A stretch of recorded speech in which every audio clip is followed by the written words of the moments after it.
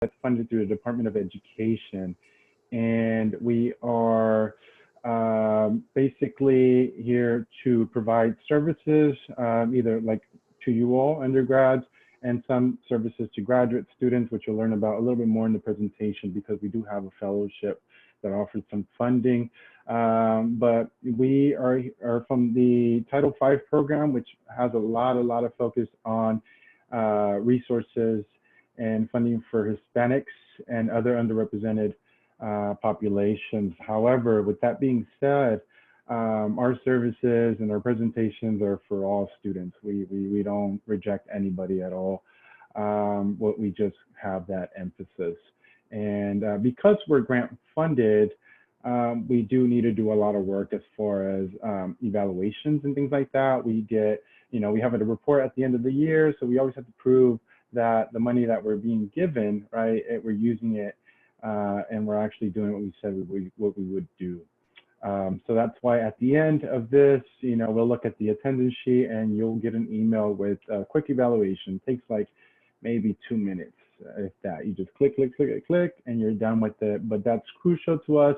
One, to prove that we're actually doing what we said we were going to do, and two, so that we can always continue building on these presentations and make sure that we're covering what you all need us to cover, because we want this to be informational and we want it to be beneficial as well.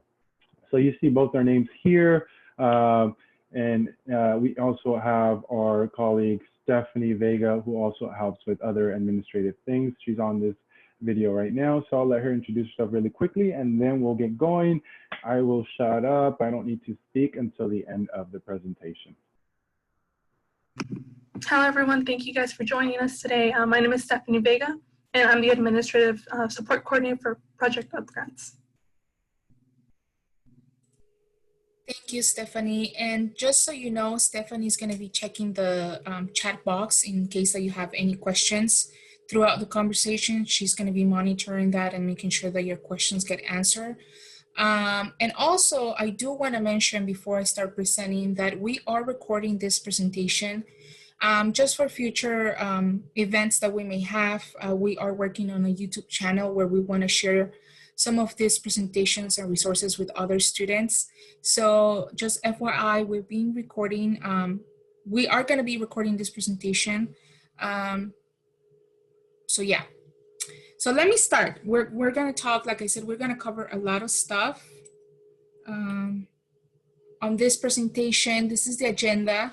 Like I said, we're gonna talk about an introduction to graduate school, finding a program that fits what you want or what you need, the application process when you apply to CSU Fullerton, graduate school funding. That's one of the most important things that we are going to share today. And then available resources. Once you become a graduate student at CSU Fullerton, what does that look like? So why go to grad school, right? You're probably, you're in the, attending this presentation, you're probably already thinking, why should I attend graduate school? And there's many benefits to it, right? Greater income potential. You get more jobs. Maybe some jobs are requiring to have a master's degree. Maybe you already have a job and they're expecting you to go into a master's program in order to offer you a promotion or more salary. You get more access to healthcare and retirement. Some graduate programs or some master's degree will help you support your community and work with the community that you've always wanted to work with. So there's many benefits to go to graduate school, right? But these are some that we listed and that we've known as we survey some students that have come to take our services. Some jobs, you are in the College of Humanities and Social Sciences. So of course, we made this list thinking of you. You may want to be a historian, a political scientist, an economist. Maybe that's more for business, right? But you'll see that changing disciplines and going into graduate school for a different discipline, it's normal and it's very usual. Public administrator, media planner, or interpreter. These are some of the careers or jobs that you can potentially get with a master's degree.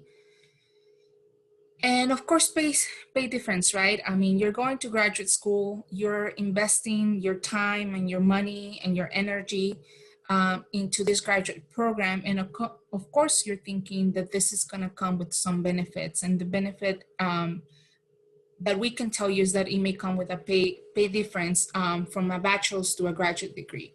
So we have sociology, anthropology, English, public administration, and environmental sciences here. Of course, there's more, and I believe we got the source from George University.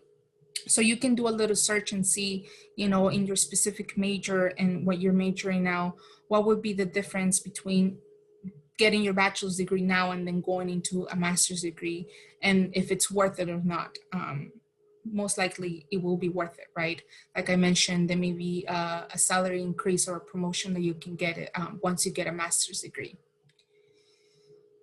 So you're thinking, okay, you know, there's great benefits to going to grad school. Of course, you're attending this presentation, you want to know more about it, but graduate school is very different from undergraduate school. And yes, you may have no sleep, and yes, you may be doing a lot, taking a lot of caffeine, but there's also other things that you may be doing in graduate school. For example, in graduate school, things are more structured, less structure, I'm sorry. Undergraduate is more structure. You have a very set schedule of what you need to do for undergraduate. As in graduate school, it's more autonomous, right? You get to learn, but you also get to produce knowledge, something that you don't get to do in undergraduate school. Is as your major right now, it's probably expected that you know that you learn, that you understand what you're learning, and that you can prove that what you're studying and what you're memorizing, that you can tell us what it's that about. But in graduate school is a little bit different. You get to learn still, but you also get to be part of the conversation of the knowledge that you're learning in graduate school. And in academics, more specifically, if you're an undergraduate and you have a 3.0, you're probably thinking, I'm doing really good in my program, right? I have a 3.0. I'm getting B's and A's in my classes. I'm doing really well, which is good. You're in good standing. But graduate students, that's the baseline. If you go below a 3.0, then you may be, you are placed in academic probation. So the expectations of your performance and the grades that you have to get in graduate school are higher. Classes tend to meet once a week. You probably, as a junior or a senior, you're already attending some of these upper division classes or graduate school classes that, as you know, meet once a week. It's a 3-hour long class. The format of the class is like a seminar. You get to read, you get to work on papers, but then when you go to the class, like I said, it's not as structured. You don't get a lecture. Rather, you get to discuss what you read, or you get to talk about the things that you learn doing your essay or whatnot.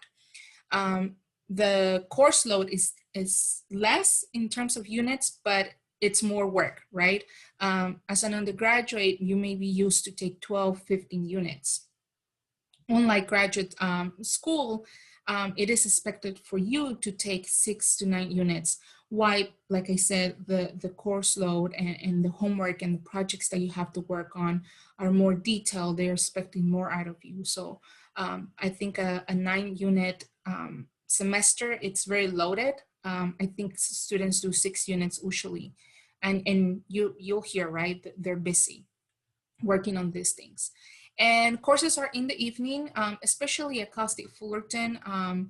And we do that based on the population. We do that, our population of students that come to Cal State Fullerton are probably working full-time, or they have families, or they have other commitments that they have to, they have to attend classes in the evening. So most of these classes in graduate programs are offered starting in the evening. And then when you are in a graduate program, not only is expected that you know and that you become part of the conversation of the knowledge that you're learning in graduate school, you are also expected to do a culinary experience. And what does that mean? After you do all your requirements for your program and you have taken all of your classes, it may be required for you to say, okay, you know, you did well, you proved that you know the information and what you learned. So now you have to do a project proving that you're going to go into the world and, you know, you're going to be sort of like an expert in this. So some programs allow you to do a thesis, a project, or a comprehensive exam. Some programs don't have these options. You may go into a program probably in history and then they'll tell you you have to do a thesis. But most programs on campus, they allow you to choose. And the most common ones are thesis and comprehensive exams. So let me stop for a little bit. We talk about the benefits of going into graduate school and why you should go. And then we talk about what graduate school looks like and the course load and everything that you have to do once you're a graduate student. So now we're going back, right? In you finding your graduate program and making sure that the program that you're applying to fits what you want to do for the 2-3 years that you're going to be into graduate school. So, of course, we tell you that you have to prepare your application, but before you prepare your application and you're ready to submit it, you have to discover your interest and you have to start researching programs and schools. Like I said, it is not rare that as a graduate student, you want to change disciplines. So maybe you're right now in history or I don't know, you're doing sociology, but then you want to go into politics. So you want to do a master's in political science. That's completely normal and that happens a lot, but that's something that you have to discover for yourself. And then that's going to lead you into preparing your application and making sure that it's a strong application for you to be admitted into a program. Oh, I skipped one. So like I said, learning about your interest, I'll say the best way that you get to network and meet people in the field that you want to go into is going to conferences, local, regional, national. Some of you may already be doing this, but if not, start looking into it. Of course, now it's a little bit difficult because everything is on standby and we can meet in person, but I do know of some conferences that are now they're doing everything virtually. So that's one option that you can take a look at. Join organizations that are specific to your discipline. Participate in research projects. Some of your professors may already be doing research and they may be having some grants and sort of labs that you can participate in. That's a good way to start, right? To get sort of like a hands-on experience for you to know if this is what you want to do or not. And of course, volunteer and internships are always a great way for you to find out if you actually want to do or go into the discipline that you want to go into or not, and take extra classes, right? If you have the time and you have the resources to take extra upper division classes, we recommend that you do that, but of course you don't have to do that. Everything's fit into your planning and what works for you. And also, as we'll talk about later on in the presentation, you have to get a package when you submit your application, right? And some of these packages may ask you for letters of recommendations. So we encourage you to talk to your faculty, to your mentors, get to know them, let them know that you're thinking of going into graduate school. They may be able to, you know, guide you into the process, let you know what programs are good for your discipline, what programs to avoid, who to talk to when you're going into speaking to these programs, right? And also because you're going to have to ask them for a letter of recommendation, and you don't want to be that person that shows up to the office and say, hey, like, can you write me a letter? And they don't even know your name. So make sure you talk to your faculty, make sure that you are engaged in your class. You probably already know someone that you really enjoy their class, that you really identify with that faculty. It's just a matter of, nurturing that relationship and making sure that you let them know what you're expecting as you go into the process of applying to graduate school. And, you know, we say search, choose, and find. Search, there's many graduate programs, there's many graduate schools in California and out of California.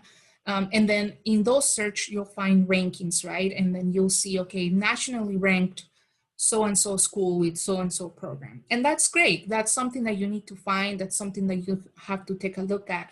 But we recommend you that you create your own ranking, right? If you want to go into a specific field and you know that probably a program that is not nationally ranked, but there's someone there, there's a professor there that is doing the same work that you want to do, will go higher in your list of rankings, right? And like I said, finding a program and applying to a program, it's very personal and it has to fit what your goals are and what your needs are. Once you choose a graduate program that fits your goals, then you start looking into the requirements and funding. You know, some public schools provide more funding than private, and sometimes private provides more funding than public. So these are some things that you gotta take a look at the academics. I recommend that you speak with graduate students currently in those programs so you know what the experience is like. Graduate students are very honest because they're caffeinated and they will not, you know, they wouldn't lie to you. But also look at the financials, right? Is this something that you can afford? And if they don't provide a funding package, what are the options? So how to gather this information? Like I said, go to websites, talk to your faculty. If you know of a program that you're very interested in and you really like a faculty member there because they're doing the work that you want to be part of, shoot them an email, right? Introduce yourself, let them know that you've been following their work, that you know that you're really interested in going into this discipline, and attach your resume. Or tell them about your experience. Maybe you went to a conference, or you're working on a research paper or project that may be of their interest. Let them know that you're really interested in going into these programs and that you want to get the best out of this experience. So we posted 2 websites right there. I'll give you a chance to write them down. But these are some of the ones that we recommend for students. Some rankings as well, what school it's the best for, I don't know, history or I don't know, public history, whatever it is that you're looking for. So I talk a lot and probably I talk fast. So I'm gonna give you a chance to ask some questions. I don't know, maybe we can do 1 or 2, depending on how we're doing on time, before we go into the next session. Yeah, feel free to type in your question in the chat box or just unmute yourself and ask a question. I see there's one already from Alex Cano. Is there a minimum unit required for grad school like undergrad has? Is it lesser since it's less units for course load? So I think what you're asking is the program shorter, right, than 4 years? If that's the case, grad programs are usually 30 units, and you can finish that in about 2 years, sometimes quicker if you take summer and winter, depending if the program offers summer classes. Some won't, and I think hardly any of them offer any winter things. So, you know, expect to do 2 years for a 30-unit program, which I think at least at Cal State Fullerton, 90% are 30 units. Social work, master's in social work, and counseling are the 2 that are pretty long, and they are about 60 units, if I'm not mistaken, 60 or 63. But hopefully that answers your question. And as far as like semester load, as a grad student, 6 units is 2 classes is part-time. However, as soon as you hit 9 units, 3 classes are considered full-time. Because as Areli has been talking about, grad school is a little bit more involved. So whereas you only meet like, shoot, I even forgot, I think once a week. You meet like once a week, but it's about for 2 hours and 45 minutes. So it's a little bit more involved. You're working alone, like on your own, right? The class, you know, you're working a lot. So whatever homework assignments you get reading, that's gonna keep you busy for another, shoot, probably like 9 hours per class per week. So yeah, hopefully that answers your question. If not, if you have any follow-up questions, go ahead and just type them in there. You want to do the next one, Areli? Yeah, and the next question is Lisette Vargas. Do you recommend someone to go to undergraduate school after undergrad right away? It depends. Some disciplines, and it's easier for you to go right away.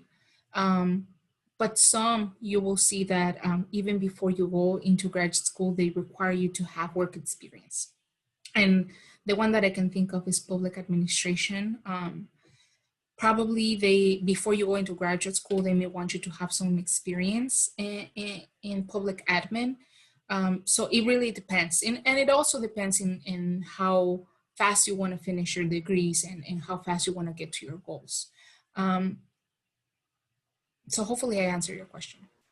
Yeah, I'll add a little bit to that too, because that was something that was very, what do you call it? That was on my mind at the time when I was applying to. I actually did the MBA program at Cal State Fullerton. I really did the political science master's at Cal State Fullerton, and I would say it kind of depends on your situation as well. You know, academically, it's one part of the equation, but also your situation maybe at home or things like that. For me, it was more of, I thought that, you know, if I started the real world, I only took 1 year off, but if I started to work and that meant starting to pay rent, right, things like that, bills, I was afraid that I wasn't going to go back to school, and I would just get caught up with the everyday life type of thing. So that's also something you want to consider. You know, sometimes it might be best to continue living at home and go to grad school. But just know that for some fields, not all, for some fields, you know, some grad programs want work experience, but you could get that through internships and things like that. That's what I did. But then when you graduate, you know, your resume might not be as full as, say, someone who started working for 4 years before going to grad school, right? And then after grad school, they can get a promotion because they already have work experience. So just keep that in mind. It's always a balance. Let's see, let's probably do one more and then we'll continue. And if we didn't get to your questions, we'll try to get to it. We'll have like 2 more question breaks, I guess you would call them. So let me do this one before we move on. How do you recommend creating a relationship with professors to ask for letters of recommendation? It's my last year, so it's hard since the rest of the year and next spring will be online for me. Yeah, we're kind of in a difficult situation. And yeah, I understand that sometimes, you know, you're busy. Some students work part-time, full-time, and go to school. So if you're in like the last year, I would just say that you have to just make it an effort. You just make an effort. And then right now, since we're online, just check in with professors. I'm sure they still have office hours. I'm sure they're still required to have office hours, even if it's via Zoom. So take advantage of those office hours. Talk about, you know, I even, when I was considering grad school, I talked to a few professors on what they thought, what are the benefits. You know, you kind of want to use any excuse to just start creating a relationship so they at least know you, so that when they get an email from you, right, they see your name, they're like, I know this person, I'm going to be more attentive to it. And then the only thing I could think of, which I'm not too aware of, but it's the beginning of the school year. I am sure there's some mentoring programs for undergraduate students, hopefully from faculty and not peer-to-peer. I think peer-to-peer might be more common in undergrad, right? Like a senior mentors a freshman or something like that. But what I'm talking about is hopefully there's some where you get mentored by a staff member or a faculty member. That way, you know, it's easier to make that relationship. So trying to get involved in something like that. I wish I knew of some. I'll put that on my to-do list, but yeah, look for something like that. Okay, so let's continue, and then we'll have another question break in a couple of slides. Okay, sounds good. So the next section is, how do you apply to graduate school at CSUF? So what you need to know about applying to graduate school on campus is that it's a 2 admission step process that happens simultaneously. One, you have to apply to the university and you have to be CSU eligible, meaning that you have to meet the requirements in order for them to admit you into the university. And then you have to look and find a program that you want to attend and meet those requirements as well. So you have to be admitted into the university and the program. You cannot be admitted to one and not the other. It doesn't work that way. You have to be admitted to both. And of course, you have to meet the standards for both. So the first one is applying to the university. I'm sure all of you are familiar with COSTI Apply. To apply to a graduate program on campus, you do have to go through that system to submit an application for the university. And when the admissions office and the admissions coordinator gets your application, they're gonna take a look whether you meet the requirements to be admitted into the university, right? And that could mean that you meet the GPA, that you have a bachelor's degree, and other requirements, right? And then if you're coming from, if you're not graduating from Fullerton, so if you're coming from COSTI San Bernardino or a UC, you may have to submit original transcripts. Since you're a CSU student and your information is in our system, we can find your information in the admissions records, right? So it's not necessary to submit your official transcripts. Because even if you're a transfer student, those transcripts should reflect or are reflected in your CSUF transcript. I hope that makes sense. But we can answer more questions as we go. And then for your graduate program, which is completely different from the university, may require you to submit other materials, right? And some of these materials are probably statement of purpose, a program application. Some of these programs, even though you're a CSU student, may require you to submit transcripts, like an unofficial transcript, but most likely they may pull it out of the system, like I said, unless you're coming from another university. So what I recommend is that when you're ready to apply, you go into COSTI Apply, look at the deadlines, but you also go into the graduate program of your choice, the one that you are planning on applying to, and take a look at all the materials that are needed and the deadline. One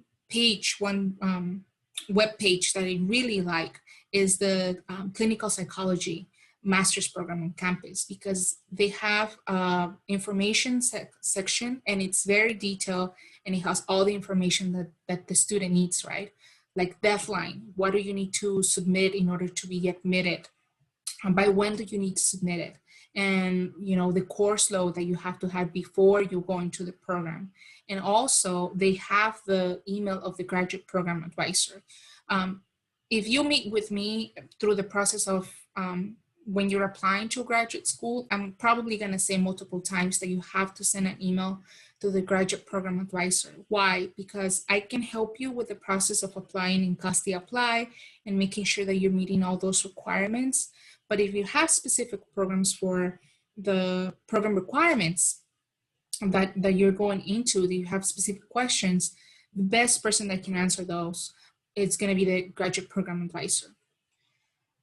So you have all that, you're ready, you have your statement of purpose, you have all your transcripts ready, your information of your education for it to go in your application. Then you submit, or you start looking at when the deadlines are. And COSTI Apply is the best way to look at because it lists all the deadlines for all the graduate programs on Fullerton and other CSUs as well. But I would also recommend to take a look at the department websites. Like I said, some department websites do a really good job at listing everything that you need and when the deadlines are for you to submit the requirements and who to contact if you have any questions about this program requirements. This information can also be found in the Office of Graduate Studies website that is listed right here, and also in the Office of Admissions. we put the location and the phone there because, you know, we were hopeful that we will see you in person. But right now, none of these offices are working in person. Everything's via email. So go into their website and see if what you're looking for is there. And if not, I can also help and I'll provide some of that information later on in the presentation. And finally, some of the programs that are offered for the College of Humanities and Social Sciences. You may be familiar with this, but some of these programs had to do with, you know, history and linguistics and political science. There's 2 psychology programs.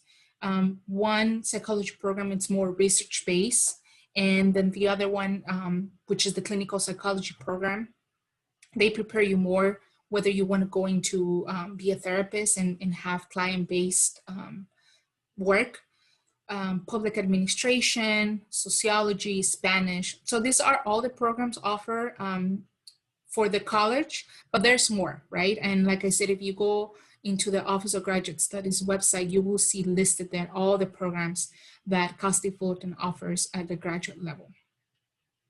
So I think we have another section for questions, and then I'll leave out Luis to do the last section of the presentation. Yeah, so another break. Let me see. What was I going to say? Oh, I was going to say the application process for grad school is very different at undergrad. Undergrad is kind of straightforward. It's the same for everything, right? Then you declare a major then, or undeclared, then you declare a major. Regardless, it's the same. But for grad school, it's very specific to the program. So it's very confusing, but don't let that be, you know, a barrier of entry to you. Everything that we're covering today, including what I'm going to say in a couple of slides from now, is meant to just start the conversation about grad school. And if you're interested, you know, I highly recommend that you meet with that Ellie one-on-one, because as I said, it's confusing and it's very, very specific per program. So we can definitely help you a lot if you're thinking of applying to a program in at Cal State Fullerton. Applications open up October 1st, and deadlines start, like, depending on the program. Again, it's very, very individual to the program. So we have deadlines from the end of January all the way to the end of July sometimes for like the education ones. Those are kind of late.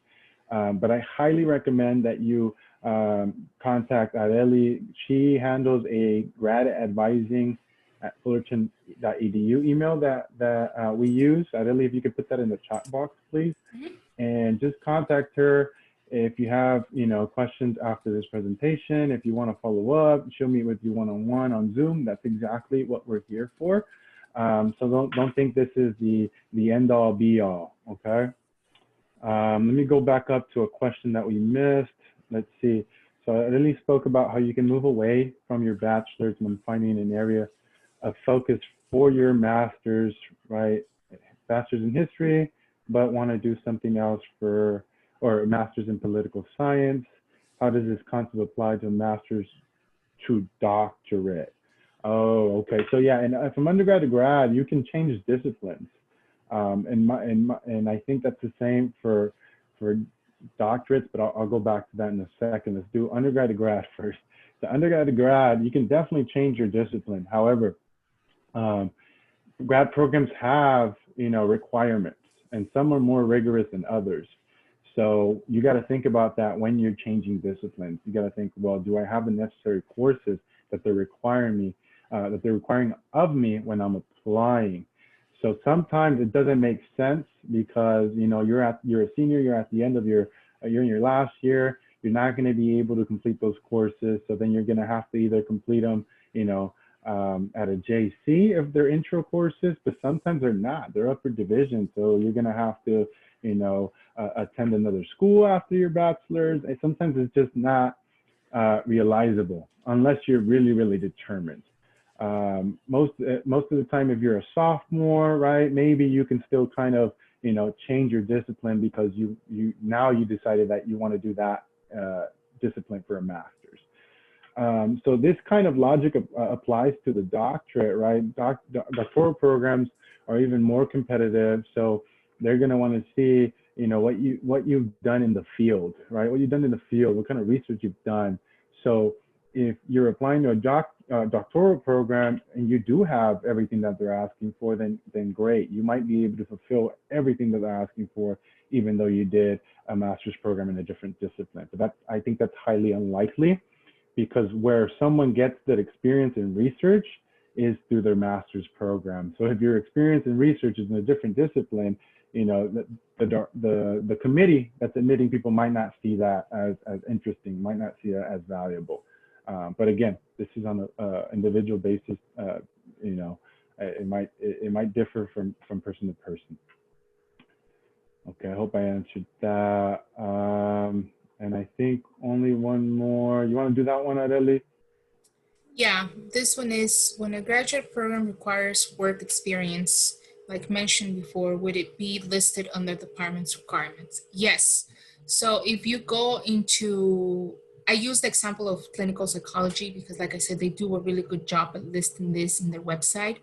If you go into the department website and you look for program requirements for the master's program, there should be a list, right, of the requirements. And if you need work experience, it would be listed right there. So in the case of clinical psychology is supervised clinical experience, right? And it is listed there. Sometimes it's not, and that's why I always recommend students to email the graduate program advisor because, you know, people get busy and they don't update their websites as usual or as often as they should.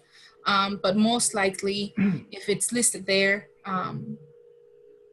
you do have to have it. And if it's not, and you're still wondering whether that's going to make your application stronger or that if you should list it in your application, there's a good way to connect also with the graduate program advisor and let them know that you're interested in the program.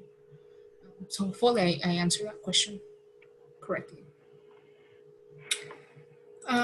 So we can go to the next section, Luis, if you want. Yeah. I think I got to share my screen. Yeah, I'll stop sharing. Yeah, and let me share my screen. Share, and then I have to make this full screen.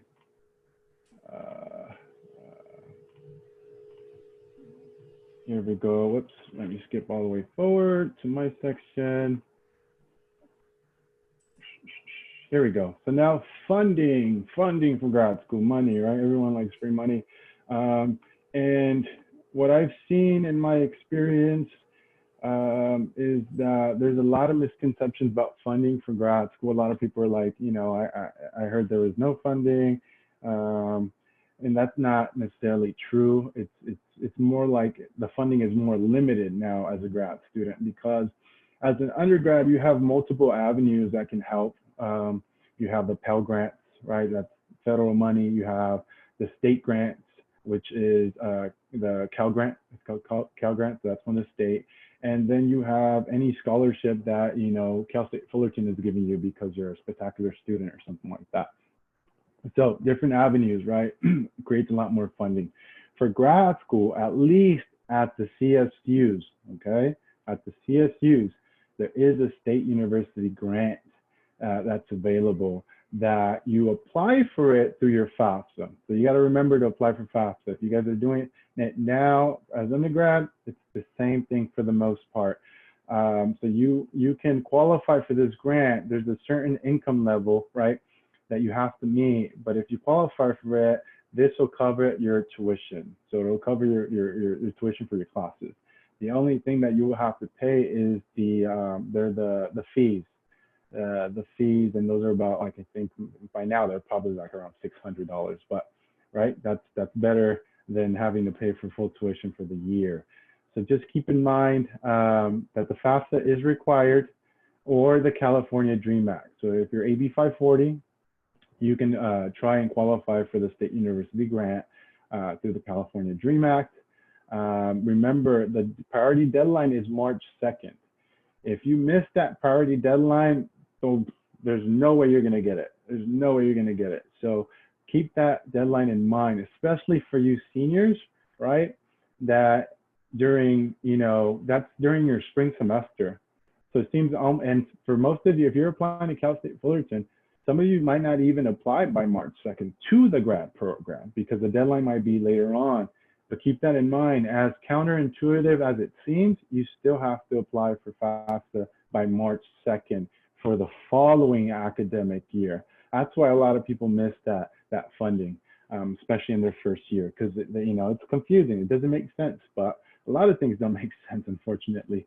So keep that in mind. You have to apply before the next following year, just like you do now for your following year in your undergrad. Same thing. It's just really, really hard to grasp because a lot of you might not even be done with the graduate school application, but yet here you are completing the FAFSA. Okay, so I think I stressed that enough. And then to get this funding, you at least have to be enrolled in 6 units. And remember, like I said, that is half time. Okay, and then you're going to be able to get this funding again if you just keep applying for FAFSA at the right time. This will cover 125% of your program. It's more than 100 because, as we've talked about, some of you might be required to complete some prerequisites.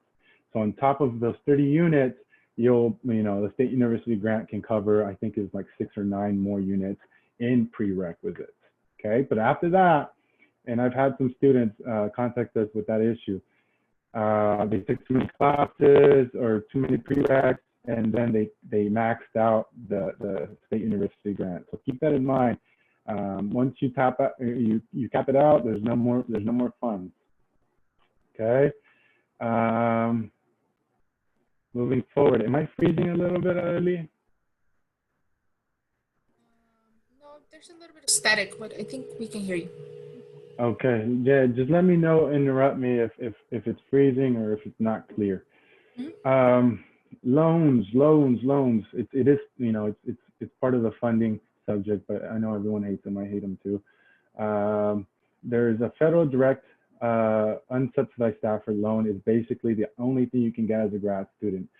There is no more subsidized, right? If you guys remember, subsidized is when the government pays your interest. That's not a thing for grad school. Unsubsidized Stafford loan is the only thing you can qualify as a grad student. Okay, you see the 4.3%. That's right now because of a current pandemic. They lowered it a little bit, right? I would think you just make it 0, make it no interest, right? But I'm not in charge of those things. Usually it's around 6% and it goes up every single year. So take advantage of the State University grant. I can't stress that enough. And then if that loan alone can cover up to 20,500 of your of basically funds for your grad program, because they're thinking about gas, they're thinking about rent. It's a tremendous amount of money, and I wouldn't recommend people to take out the maximum. I'm just letting you know for informational purposes.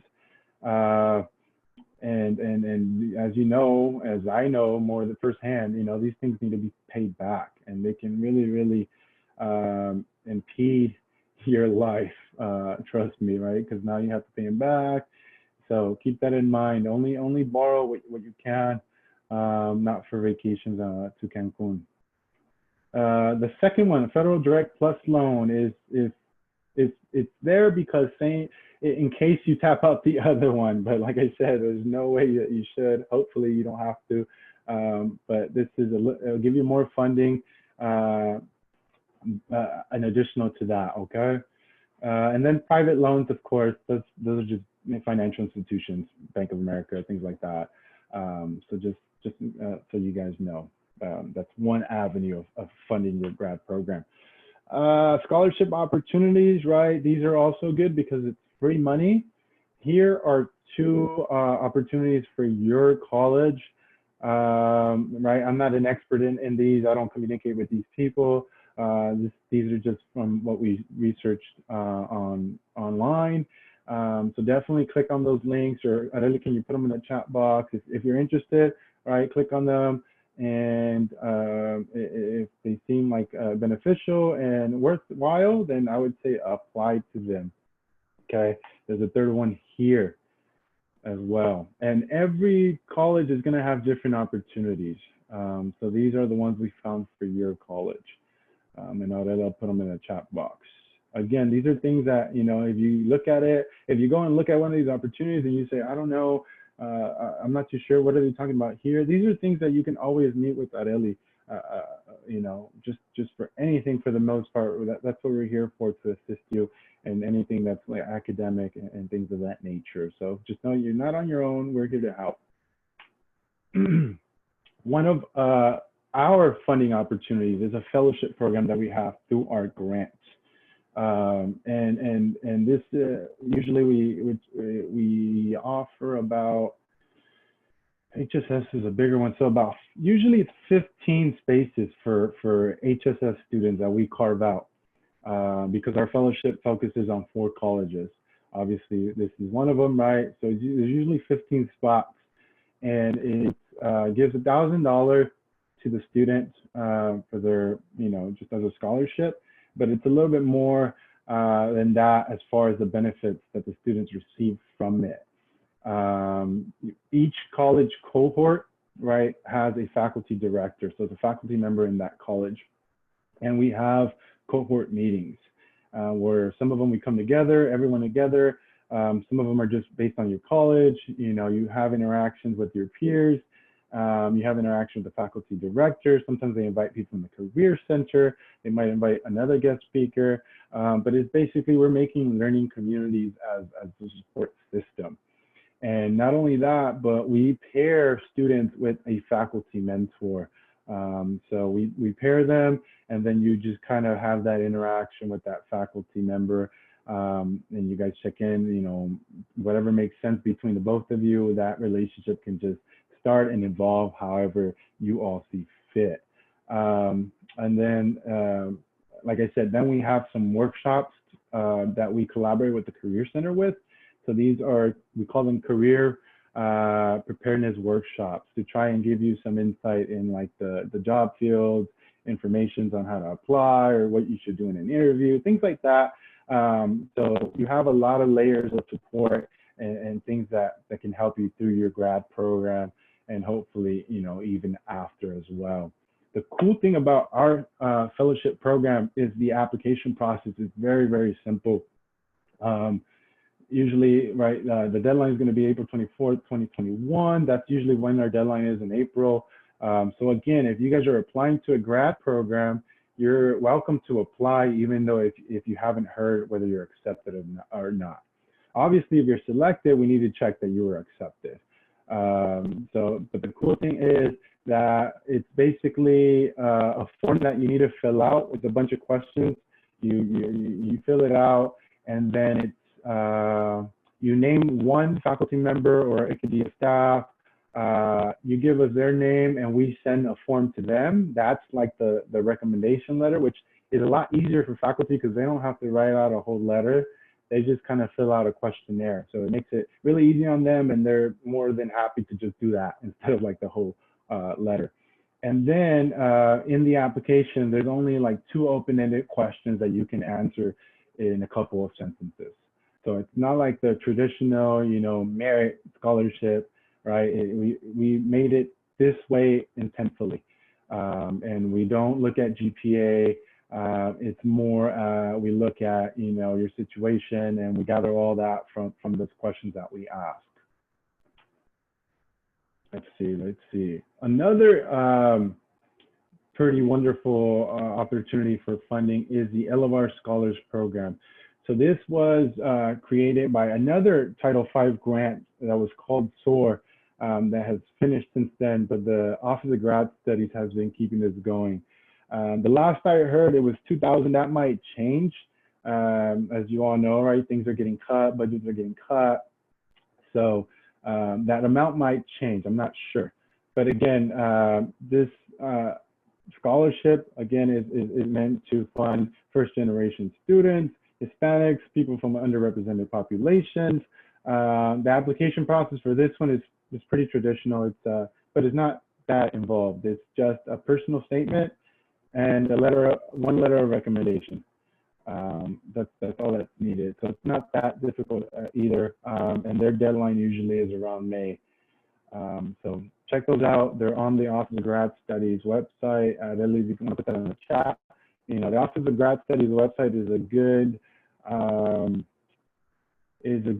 kind of website for everything related grad school. Our webpage is on there as well. So feel free to go and explore. It'll link you to the department website as well, depending on the program that you're interested in. Okay. Am I cutting off again? I see something. No, just a little bit of static. Okay, hopefully that's not, yeah, hopefully that goes away. Sorry about that. Another way of getting funding for your grad program or just having some pocket money, right, is to get a graduate assistantship or a teaching assistantship. You know, a lot of departments or colleges might use grad students to either grade papers, grade tests, and sometimes, while it's rare, but sometimes grad students teach like the very super low division courses. Sometimes, if you're interested in that, or you know, grad assistantships are just administrative work for the most part. It depends on the department why they're looking for a grad assistant. So, you know, for things like that, you always want to look at the Career Center and start there. Maybe they know of something, or maybe they're hiring, or go to the individual college webpage, check the departments, ask your faculty members. Sometimes there's some things listed on the Office of Grad Studies. Sometimes we're looking for grad assistants. So those things, unfortunately, the bad part is that they don't get listed in one centralized place. That's the bad part. But you know, if you ask around or if you look around, you might find some of these. The silver lining is that because, you know, like I said, they're not listed, sometimes they don't get very many applicants because students are not aware. So if you apply, you probably have a high percentage of getting it if you have the skills that they're looking for. All right, so now a little transitioning, right? Once you're at Cal State Fullerton as grad students, just to let you know, once you get to that point, the Office of Grad Studies, which we work with, we collaborate with, is the umbrella of all grad programs, right? They're the office that, you know, you have to maintain continuous enrollment. They're the ones that, you know, if you fall under academic probation, you'll get something from them. When it comes time to graduate, you have to go and fill out a grad check with them, you know, so that's the umbrella. But for anything that's departmental, like your study plan, courses, that's all your department, that's your grad advisor that you want to connect with. Let's see. Oh, that's basically what I was just saying, right? So advising is more that what we help them with. You know, if you fall under academic probation, or you have a hard time dealing with something that, you know, maybe you need to take a semester off, that's the Office of Grad Studies, right? As a grad student, you can no longer just stop going to school or not enroll and then come back later. You have to maintain continuous enrollment. If something happens that you can't attend, you have to submit a leave of absence form with the Office of Grad Studies, or else you can get disqualified from your program, all right? So remember that. You have to maintain continuous enrollment. And then another cool thing that was left from the other grant is the Graduate Student Success Center. Again, you know, it's closed, unfortunately, right now.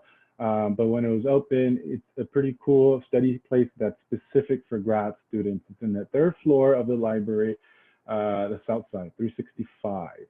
And it has a bunch of those, you know, it has a bunch of computers, it has a fridge, it has microwave, it has free coffee. The tutors that they call graduate success consultants are there. And that's a little bit a service, you know, it's a free service for grad students where they can receive tutoring. Like usually it's writing. Most of the time, writing is what's needed. They get service from, you know, and these are not, usually it's peer-to-peer in undergrad, that's the popular thing. But here at the grad, GSSC, they're usually faculty members that are helping. So it's a little bit more of a robust tutoring, okay? Yeah, there's computers, there's whiteboards. It's a pretty neat place. that was specifically built up for grad students. So once we're open again, make sure you go and you check it out.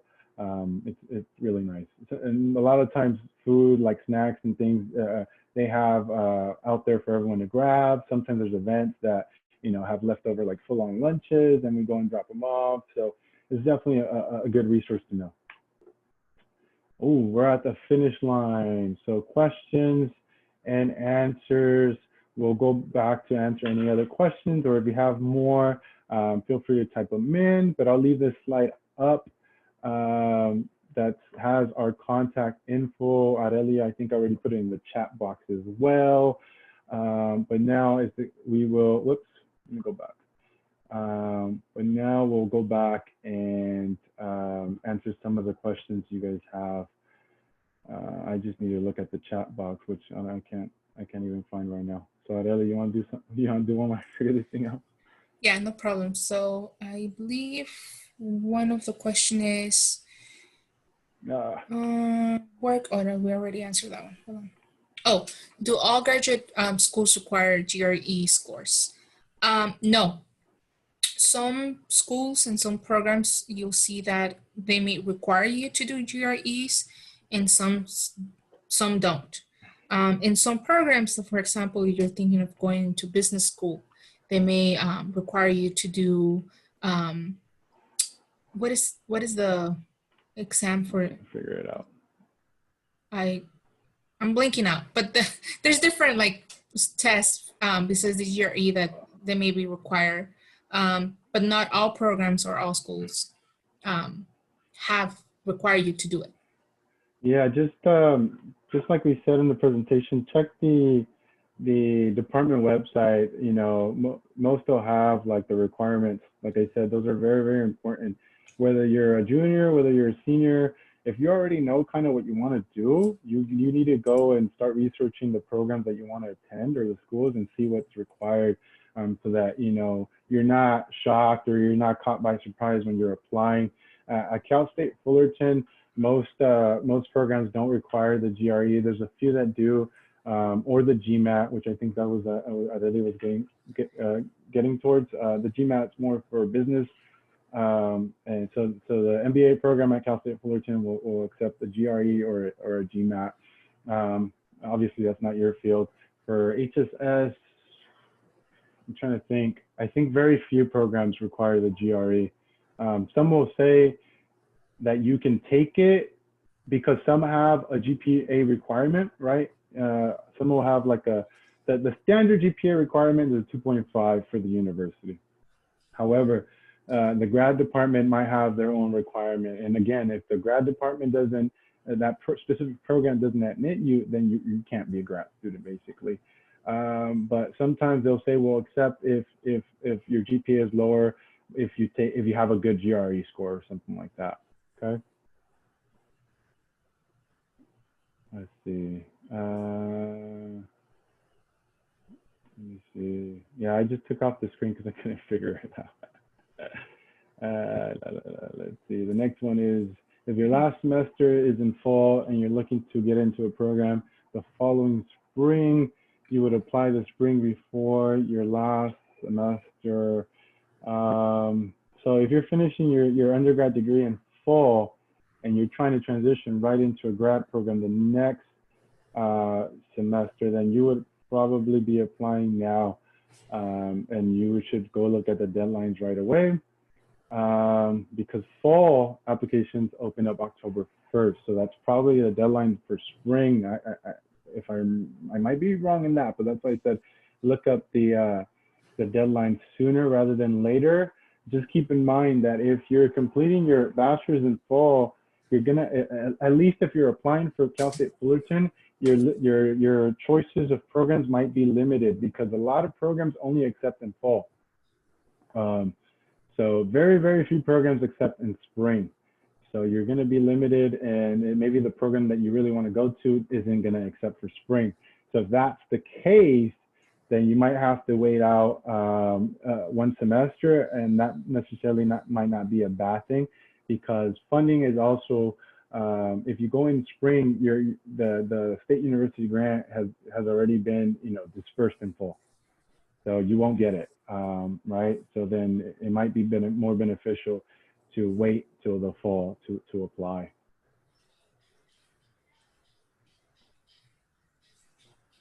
Yes, I just want to say that it's already 2 p.m. Yeah. We do want to honor the time of everyone participating. So we're gonna go ahead and answer the rest of the questions. So if you want to stick around, please, you have our contact info in case that you have to leave and you want to have more questions answers, you can email us. But if not, we have completed the presentation. You're gonna receive the survey or the evaluation for this presentation soon. And thank you for participating and thank you for staying with us. And I think we can finish the questions now. Yeah. If it's Yeah. okay with everybody to stay a little longer. Yeah, it's up to them. You guys could go. Just keep in mind the survey. That's very, very important for us. The next one, when applying for SUG, do you have to apply directly to the schools you have in mind, or one application applies to all? So the way you apply for FAFSA, right? That's the way you get considered for SUG, the State University Grant. On FAFSA, you need to put the schools that you're interested in attending. So make sure you put all the ones that you're interested in, because yes, it matters, on your FAFSA, okay? Is the LOR Scholars Program for DACA students as well? You know what? That's a very good question. I remember when the grant was funding it, and it was open to DACA students, but I would suggest to email Aurelia, and then she'll put you in contact with whoever's managing the LOR scholarship right now. Yeah, that's the best route to go, because I'm not entirely sure. And let's see, because of COVID, I've heard that some schools aren't requiring the GRE anymore. I'm not sure. I wouldn't be able to tell you that. Yeah, so I would recommend just check the department page. Any updates that they have due to COVID should be on there. Daniel Barrera. Yeah, thank you guys for attending. I really appreciate it. I hope, this was beneficial in some way and you learned